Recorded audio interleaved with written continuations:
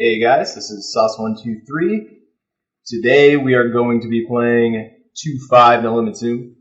I think that's sort of like the quintessential no limit hold'em game on the internet right now. Everybody's playing it. You know, you're going to have 25-50 regs. You're going to have 1-2 regs. Probably a lot of you guys watching it played in the games. So I'm going to hop in them. I don't know probably a lot of the player pool, but I will hopefully develop some reads as this video goes on, and I'm just going to sort of talk about things as they come up. This is going to be a live play video. Finally, as you can see, I just got my treadmill desk, which I'm pretty excited about. So if you can see my shoulders kind of swaying here, that's because I'm actually walking right now. So that's kind of cool. I recommend it highly. And here we go. Looks like my HUD is going to work. And I'm going to raise 5-6 offsuit is a hand that I've become very attached to recently. I like those hands. I really like my straight draws lately. King Jack here is close. I usually fold this. I would definitely 3-bet King Queen.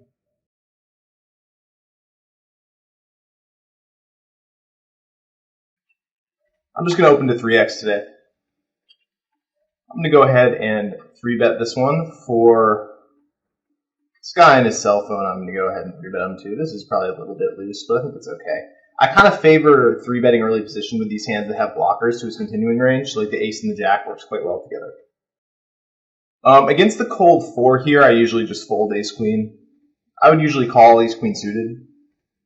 Maybe a couple other suited hands. But I think ace queen off is a little bit too quite close though. I guess I'll fold. I'm going to start off with a bet here. This is like not the best board for me, obviously. But I think it's okay. I've been playing a very aggressive pre-flop style recently, which you guys are going to see implemented. I'm not going to talk completely about how it works and what I'm doing there, but I'll talk about spots as they come up. Maybe I'll do 4 tables next time, but I think this will be better because occasionally I'm going to get in spots that I want to talk about in more depth. This will let me do that. King 7 I think is close in the hijack. I guess I'll fold. I'll just call Queen 8 suited here. I think 3-bet might be profitable. Call is definitely profitable. I actually think leading is okay here, surprisingly okay. And I'm actually going to do it. This is a funny bet. It's sort of capitalizing on the multi-wayness of the pot, and I'm just protecting from overcards. And I'll occasionally get called by a worse 8, sort of a 2-way bet in that sense. Now I'll just check and fold. Kind of a funny bet.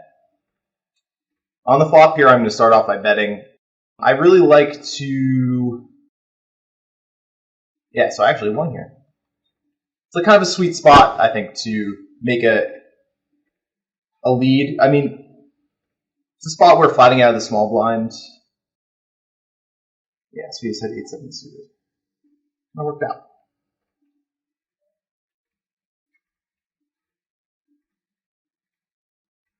I'm going to 3-bet to just make it 40. This 8-5-4 board against a small blind flat call is a very scary board for me. It's actually a board that I think the small blind should probably lead sometimes, but I don't think he necessarily will. So I'm just going to take my free card.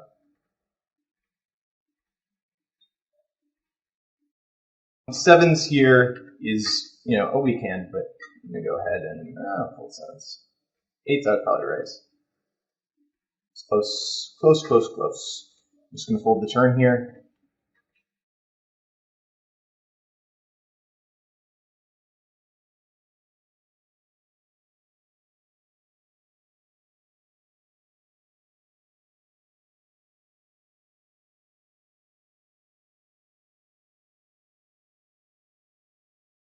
Yeah, those 8-5-4 boards are scary. There's just going to be a lot of sets in small blinds range. I mean, it's better if I have some reads on this pre-flop play.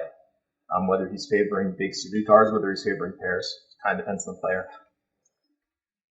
I'm going to go ahead and 3-bet the 10-9. It's like not really, this is actually very close, I think, and it depends on the 4-betting tendencies of both players.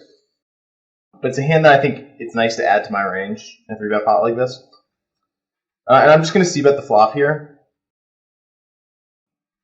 I get snap called by this player. I actually think this is a reasonable spot to just like go for it, but with no equity, I think it's probably like not going to be good.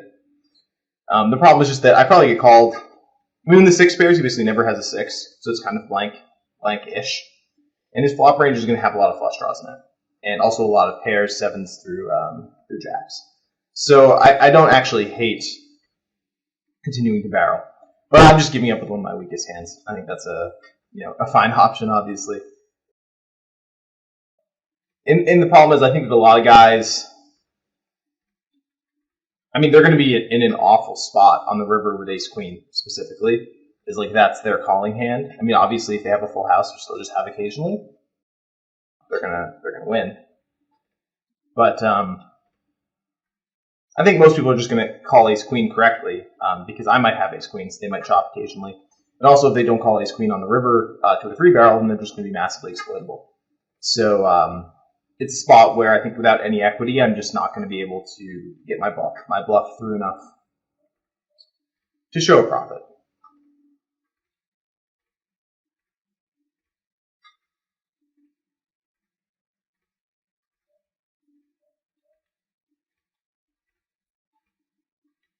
I think it's important to note that for 3-betting, a hand like ace-jack offsuit is going to be significantly better than ace-7 suited. The reason is just because the jack blocker is actually pretty important. There's a lot of suited broadways that call a 3-bet, and the ace obviously equally blocks his 4-betting range and his continuing range, but the jack blocks a lot more hands that are continuing. And the 7 blocks like pocket 7s that might fold, might call. It's pretty blank. King jack I'm going to call. Obviously it's a hand that's dominated very frequently, but it just has too much high card value. I'm like almost never going to win a big pot with it, and I'll occasionally lose a big pot with it. But even so, it's just going to flop to me pairs that have too much showdown value. On the 6, I mean, I certainly have more 6s in the situation than Under the Gun has. So that's one of the best cards in the deck for me. What I'm going to do is I'm going to lead for 3rd pot. What that's designed to do is just fold him off of his equity, and I gain a lot from that the times that I have either a draw or an 8. And I can value bet my king jack there on 2 streets, I think, fairly thinly for that small size. So I'm just going to deny him his free card equity. And I'm going to 3-bet here for kind of sort of value. And I'm going to start by betting up here. Obviously, this is a scary board for me against his calling range. It hits his calling range quite strongly.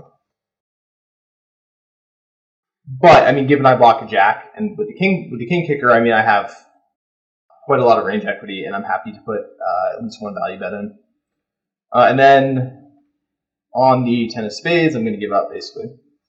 And I check back a ton here. I don't have a lot of queens in my range in this situation. I'm certainly not going to bluff, but I like to pause for a second and try to put him on a hand. I think his checks were very quick for a queen, so I would guess that he probably has a hand like 10-9 suited here a lot, something in that region. I can't think of much I beat. Maybe ace-9 or ace-10 are the only hands that I might sometimes beat. Or that, yeah, my own hand makes a ton of sense. So, yeah, he plays his hand well. I played my hand standardly. Move on there.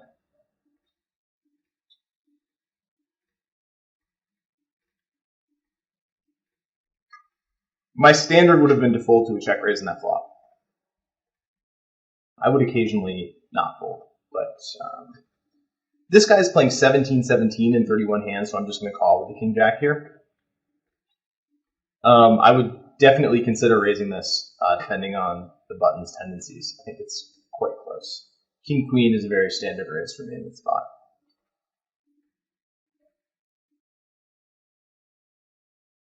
Here, I really like my hand. I think people very rarely slow play.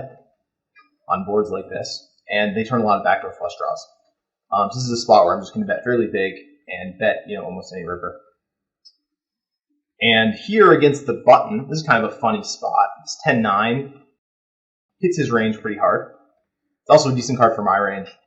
I'm going to start out by betting small here. This is sort of a funny play. We've talked about this in one of Tyler's videos recently, so check out that thread sometime.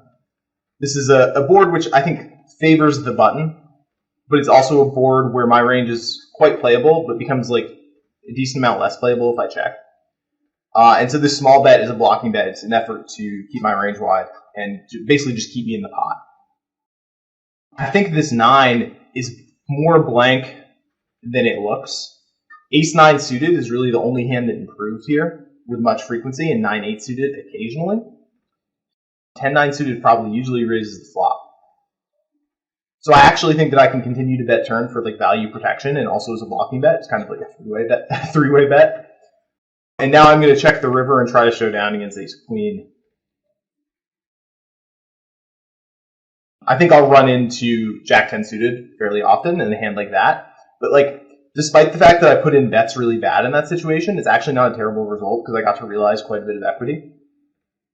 So I don't actually mind that line for me as part of the game tree. Jack-10 deuce is another funny board. Another board that I'm going to start off by betting in a 3-bet pot. My sizing went down a little bit, so I think he's going to have less very nutty hands in this spot. And also, I think blind versus blind, pocket jacks and pocket 10s get 4-bet quite often. So I feel better about not getting check raised than I would normally. I'm going to fold the Jack-8. I think it's very close. This queen turn's kind of interesting. I think I'm going to check back and call river. I don't think I have 2 value bets in me on this board. You're just going to have too many queen jack, jack 10, queen 10 hands. I also think, given my check back on the turn, my range looks pretty weak, and I think he has a mandatory river bluff with like 5-6 of spades that I like to induce sometimes. And I think he's definitely value betting king queen for this sizing also.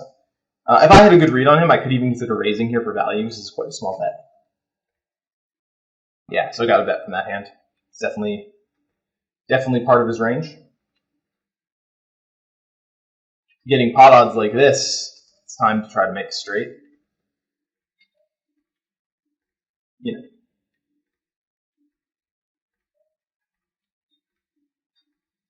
I will fold and keep folding. This is a funny spot for this hand. I think it's fairly obvious that my hand has almost no value. At the same time, a c-bet should be immediately profitable in this situation, so it's sort of tempting to like protect my hand in a way by c-betting the flop, but I think that generally players are passive enough that I'll do a little bit better checking, but it's close. Now I'm actually going to protect my hand with a sort of blocking / value bet on the 6th turn.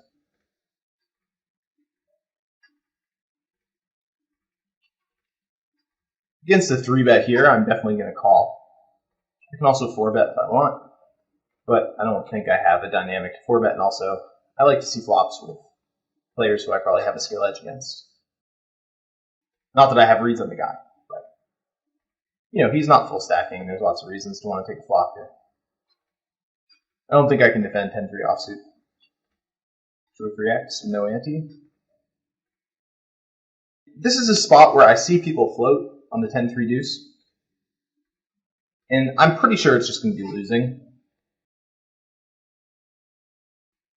Without some kind of decent exploitive read on their tendencies and 3-bet odds.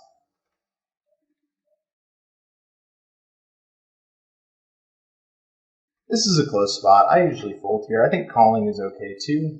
I'll probably just call. I think, against tough blinds, I might get punished here a little bit too much to make this call. But it's probably okay. And I'm going to check behind. Average Greg, I've heard, is a very tough player, so I expect him to have a plan here. My hand works very, very poorly as a semi-bluff. I think this is a board which is fairly strong for Greg's range, and sort of medium for mine. I'm just going to try to win. I think that is an okay give up by him.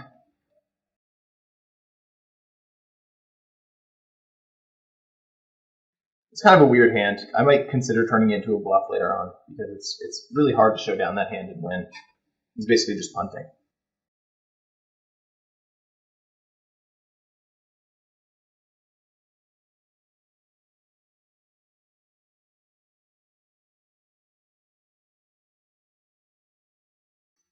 Funny spot here.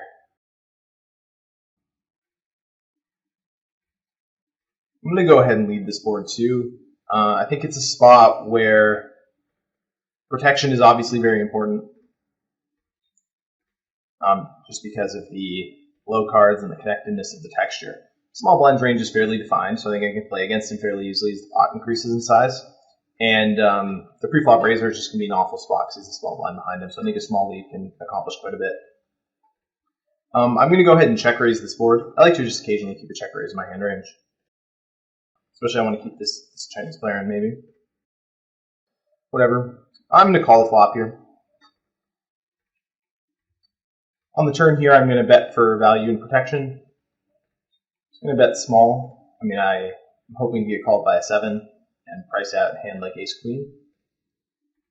I'm not quite sure what this God of Heads Up guy has, but I think I have enough showdown value to just check.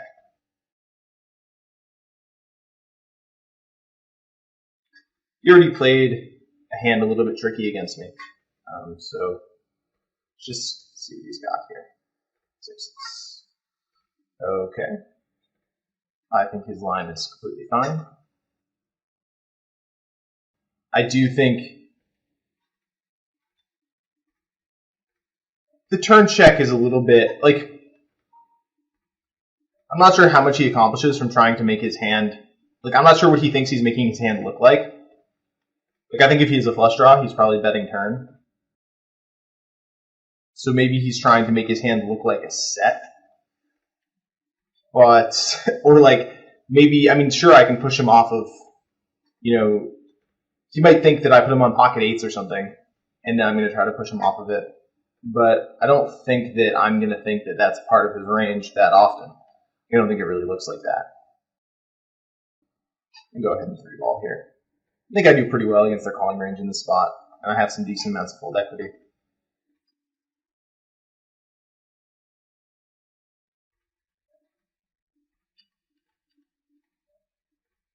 I'm just going to start off with a very small bet here. I make this bet with pretty much my whole range. It's just a situation where I think that I'm sitting on a bunch of range versus range equity here, and I just don't want him to get a free card, with a hand like king, queen, queen, jack, etc. On this turn, I don't think I can continue value betting, but I think that I'm ahead pretty often. I think a bet would be profitable, but I think a check is even better, probably.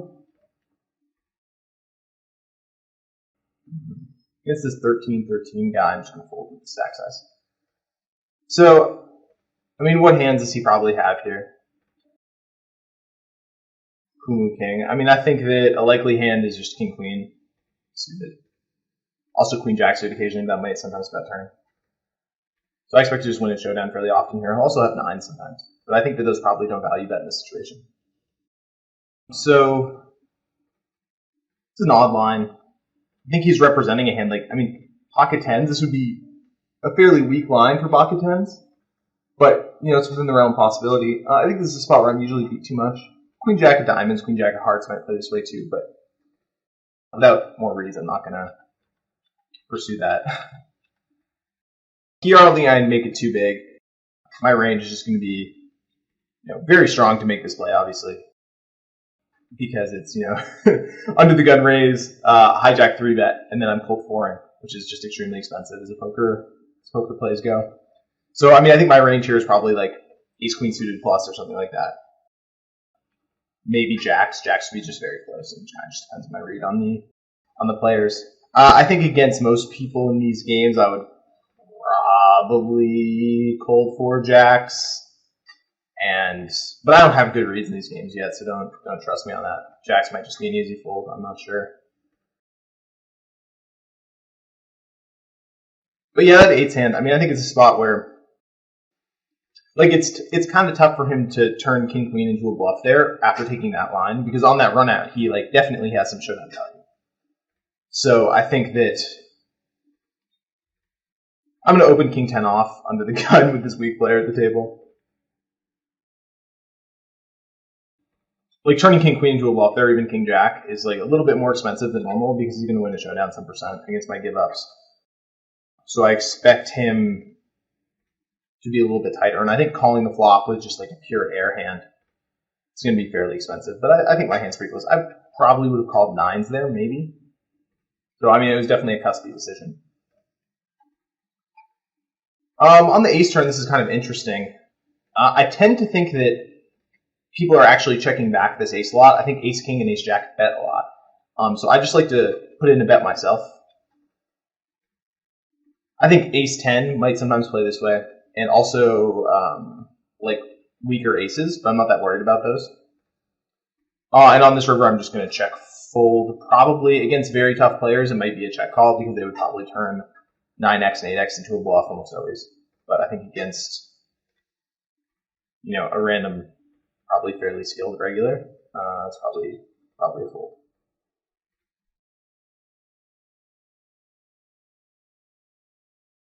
I think this board is, yeah, so too bad. His line's obviously fine. I just bet this board on the king 10-7 because I think it is extremely difficult for the big blind to sneak in a check raise there. And that lets me realize 2 streets of equity fairly cheaply. And of course, the reason why he can't check raise is because he doesn't have the nut hands in his range. He has king 10 offsuit, probably almost always. But king 10 suited probably usually 3-bets, and certainly king's pocket 10's 3-bet. So it's a spot where, you know, if he does check raise the flop, he's just going to end up running into the nuts by the river a fair amount. And also, if he check raises his flop, he's going to have to add all of his king 10 combos, and certainly his 2 pairs, and, you know, probably his straight draws. And then his calling range is going to be very easy for me to barrel. So I think a lot of people just play that spot check calling, which I think is a fine strategy. But in order to make some money from that adjustment, I like to c-bet a little bit more aggressively. This is a spot where average Greg has shown some give-ups with air. So I'm going to go ahead and check call flop and check fold this turn. This is so close because this bet is... I mean, the thing is I'm 3-betting king queen, and I'm 3-betting a lot of hands that make nut hands on this board. So it's like not a great... Like, this is a tempting hand to check raise bluff the turn with, but I'm not really representing very much in the situation based on my own range and based on how just the metagame is in this spot. So if I check raise the turn here, my hand, you know, looks fairly transparent, and I don't think I can call profitably, so I think I have to fold. I almost check raise flop to avoid that situation. Obviously, that's... I think calling here with the price I'm getting is going to be the best play. Another spot, I think I'm going to go ahead and lead again. Maybe this will be a theme of the video. With the 8s here, I think I'm just too far ahead not to 3-bet.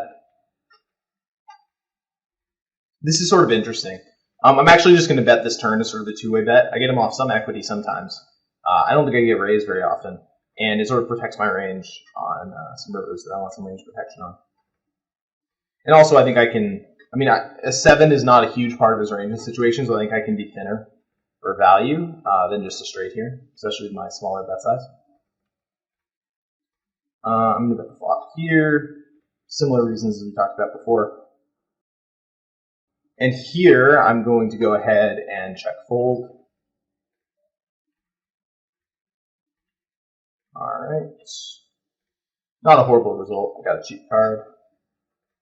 And on the turn here, I'm just going to continue betting. I think there's a lot of hands that are probably going to continue to call me. Like King Queen might even hero here. Queen Jack is going to turn to double gutter and probably continue. And an ace certainly isn't folding. On the river here, I think if I bet, he just has to fold a 10. He might check back exactly King Queen, but he's betting Queen Jack and he's betting an ace. So it's a spot where I'm going to go ahead and check raise all in. I don't think he'll turn a 10 into a bluff very often.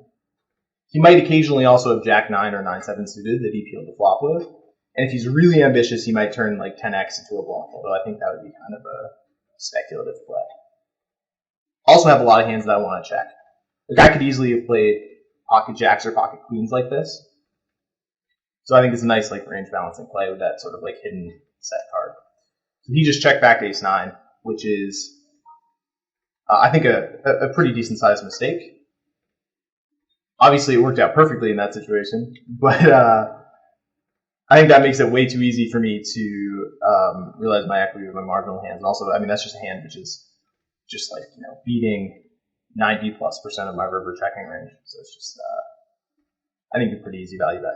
But people are afraid of getting check raised, and in this case, I was getting check raised, so maybe he sniffed it out. I'm going to call here, and I'll float this flop. I think raising is actually decent here. I mean, I have like a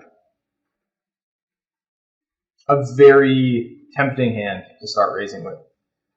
But at the same time,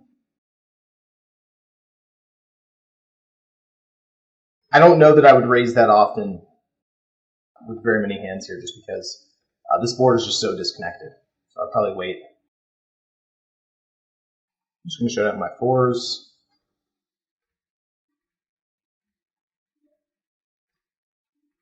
And I have to give up now, obviously. I think double floating is okay here with some combos, but certainly I want to be double floating with ace queen offsuit here, as opposed to jack 9 suited.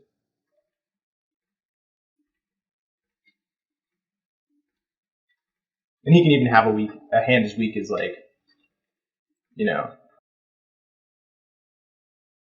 ace queen or ace king there himself, and just be betting for value protection, basically. And the fact that he has, 6 fairly nut outs on him. This is a close hand for me. I usually just fold it against what I think is a fairly tight player. Jalmini has always been good, but he's always been pretty tight, especially from early position with his opens, at least when I played with him a few years ago. 9s here, I can't do that. Calling is definitely going to be profitable. In the big blind, my standards for 3-betting tighten up quite a bit because I'm getting a discount to call, obviously. So a lot of hands that are profitable 3-bets are even more profitable as calls. 9-9 falls into that category. Unless I have a read that the guy falls to a crazy number of 3-bets or something. Queen 10 also clearly falls into that category. And there's some hands also that won't be profitable 3-bets. But are profitable calls, like ace 7 offsuit, something like that. And on this turn, I think I'm going to start off betting. Obviously not obviously, but check folding here is kind of a disaster, just because I have a lot of, fairly nutty equity. So I'm just going to start off betting 20-22 here. I think I get folds from a decent amount of his hand range. A lot of his hand range here will turn gutters or open-enders. Like, he might check back ace-8 and then turn open-ender, and he's definitely going to call. And he might just have, king 10, various hands like that just sort of peel. So I think it's a spot where Byron River with a good chunk of my range for thin value, and then also as a bluff is going to be good. I think King-Jack is definitely going to be losing to call here against under the gun.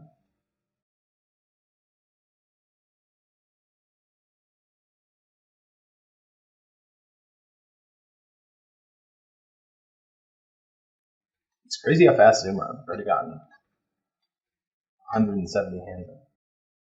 The mid stakes, everyone plays so much faster here than high stakes do. High stakes, I would have gotten 2/3 as many hands in or something. Ace 9 is unplayable. Certainly that a read.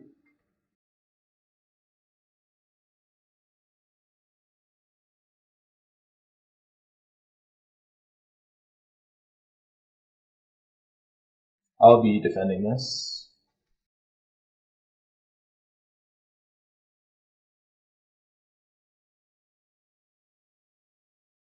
This hand is okay to 3-bet, I think, in this situation, but I think it's just an even better call against basically everyone.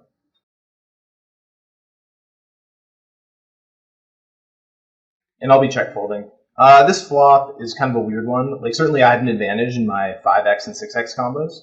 And even in my straight draw combos and sort of like kind of like weird flush draw combos and things like that. So it's actually quite a good board for me.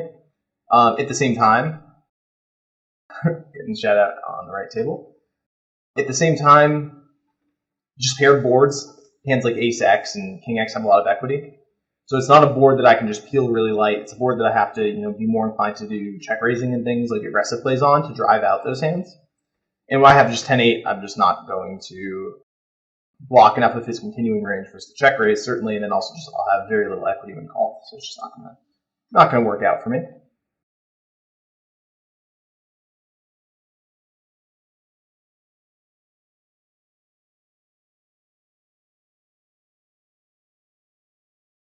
I will peel this sort of reluctantly. Ace-8 plays really gross in this spot, but his range is just wide enough that it's going to be profitable. I would probably fold, depending on what I think his range is, I might even fold like ace-6 offsuit. I think it's like that close. But it kind of depends on my raise. I might play that too. It's going to be really close. This flop is a funny one. I'm going to go ahead and start off by check raising. It's a spot where we're both going to have quite a lot of fairly strong hands, I think, that can peel.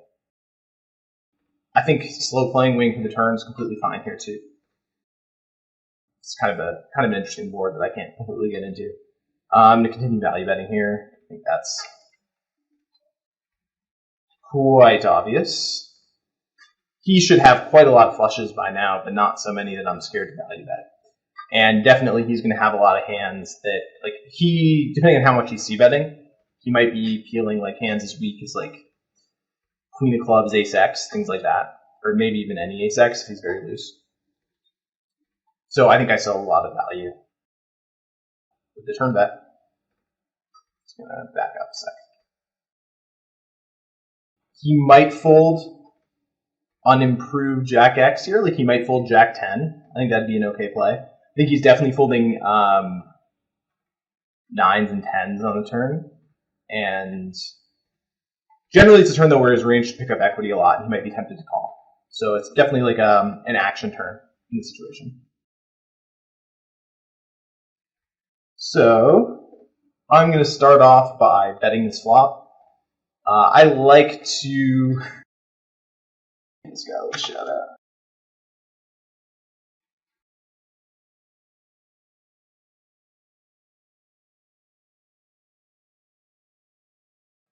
Funny board again. It's one where against the 3x button range, he's not going to have as much of a range advantage as it might at first look. I actually think this is like a very close spot getting this price. I probably would call 7-6 and fold this. It's like real close. Of course, as you guys know, I do like my big blind. This board is one where I think protection is very important, and it's one where, like, I mean, he's just not going to have. He's not going to have a lot of 6-4 offsuit. He's just folding pre, 5-3, 7-5, 7-3. So his range actually isn't that strong on a board that disconnected. So I think it's a situation where I can apply some pressure, and he can't play back as effectively as it might at first look.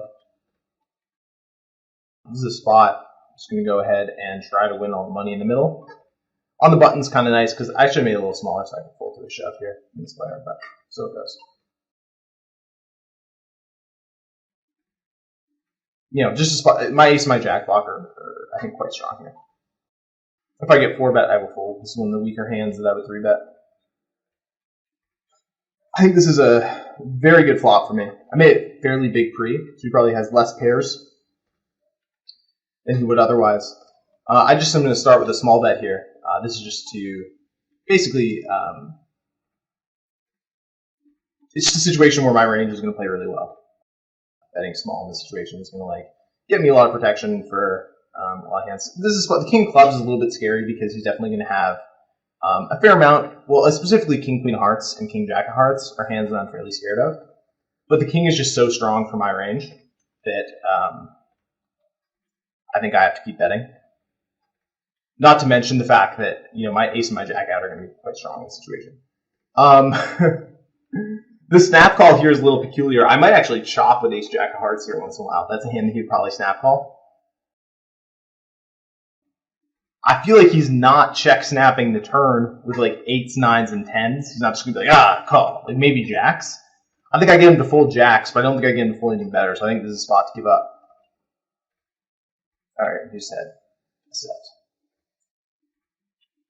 I think he, like, this is a very tough decision on the turn, unless he has, like, a very planned out range for defending against under the gun 3-bets and triple barrels in this board, which no one does.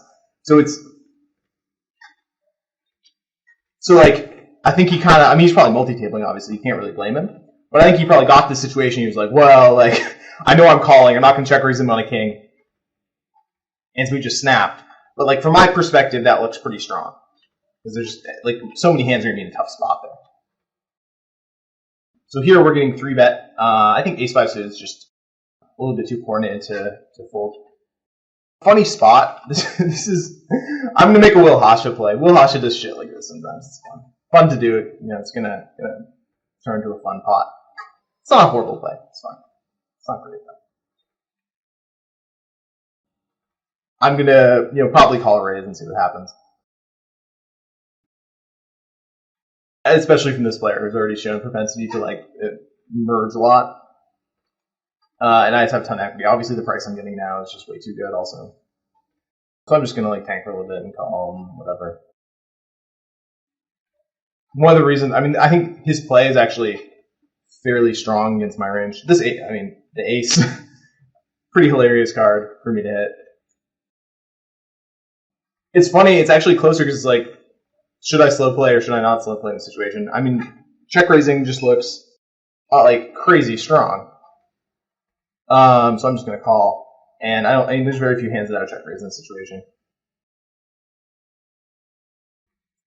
Anyway, here we're getting a lead out of the small blind. I think this is a pretty strong spot to raise him. I'm just going to start off small. I mean, he can be leading a lot of hands that are just kind of playing for the free card here, like, King 10 and stuff like that. So I think my play functions well as both a thin value raise and as a, nutty hand value raise and things like that. He might just have like kings or queens here, unfortunately, and decide to give up because he's not getting much value. I like his line if he plays his hand that way. Yeah, he had kings. I think he played his hand well.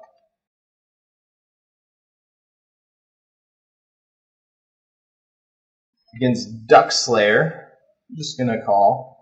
He's playing the dreaded 7-7 style so far, so I'm going to give him credit for a tighter opening range.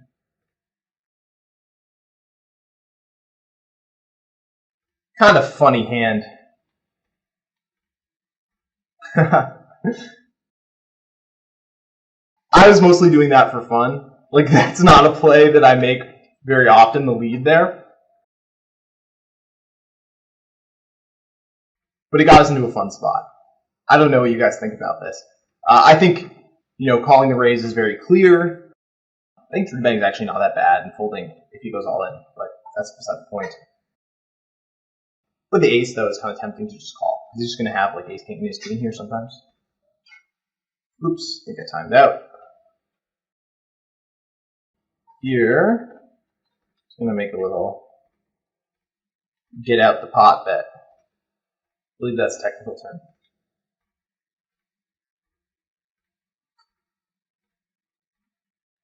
This is a weird name. Licking Lab. I don't know what I think about that. I feel okay about this board. The deuce is pretty solid. The 9's whatever.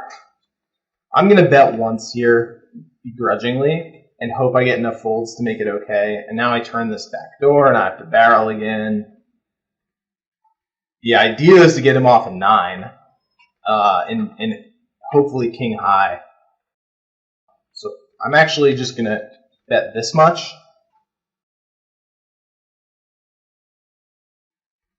Yeah. I'm not super happy about this. He's going to have a lot of aces here, and he's just never folding an ace. He just can't do it. So,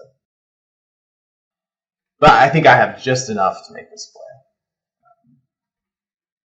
play. And it's going to be fine. I mean, just because he's just going to have a 9 fairly frequently. And I block some of the aces that he plays with the 6-4, like ace 6 and ace 4 off a decent part of his range. So I think it's just going to be like fine. It's going to be plus EV. It's not going to be a great play. There might be a better play here. I'm not quite sure what it is though. But I think that's, a fine solution to the problem. This is a spot where, well, checking and betting are fine. I'm just going to go with bet. I think there's a lot of hands in my big blind range here that just really want to bet because they just can't really, check call and they don't really want to check fold.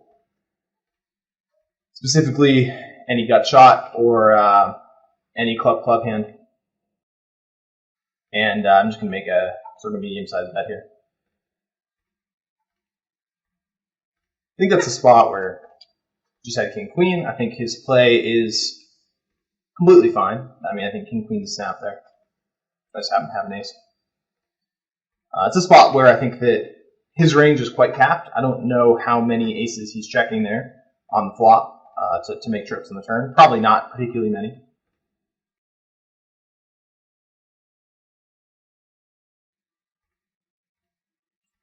And he's going to have some queen X. He's going to have a lot of small pairs. So I think he's just going to have to continue and call down with his queen X, and that's probably his strategy. And my counter strategy is going to be to bet my draws and bet some of them again on the river and bet all of my aces. And probably some of my good queens, which makes king queen even more of a call. This is a funny spot. This is fairly close. Just going to go ahead and throw in a little raise. See if I can get him to fold some of the hands in his range. I block, all the ace hands, and I block pocket tens. He's probably not expecting that play with that stack either. Oh, there's Google's nose. Fellow run it once pro. So he's betting 15 here. This is a funny board. I'm actually going to call and raise turn. King 7 deuce is just so disconnected that I think that I want to I can wait until the turn to start raising my strong hands. This is just such another disconnected card that I actually don't think I can raise still. I mean, I can, but I don't think it's the best play. So I'm just going to call. And when he bets the river, I'm gonna have to raise, I think. I'm going to see what size he bets and his timing and such. But funny hand. I'm going to bet call the river now, obviously. I'm definitely not folding to a check raise. Sizing-wise, this is going to be the last hand of this part of the video. Sizing-wise, he probably doesn't have that many kings, so I think I just bet a mid-size, sort of take it from there. Maybe he did have a king. Let's find out. He had king-jack, so I could have gone a little bigger. These games actually have a different metagame than the high stakes. Because I would expect king-jack to always bet there, based on the players I play with every day. I'm just going to start off betting the flop here. Obviously, my hand is very nutty.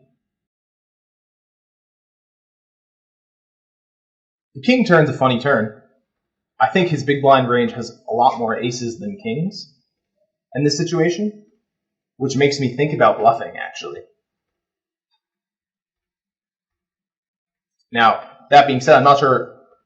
I actually think I can make I'm just going to make a fun play here. I don't know if this is necessarily the best play, but it's fun. I'm just going to make this bet. I think this bet is terrifying.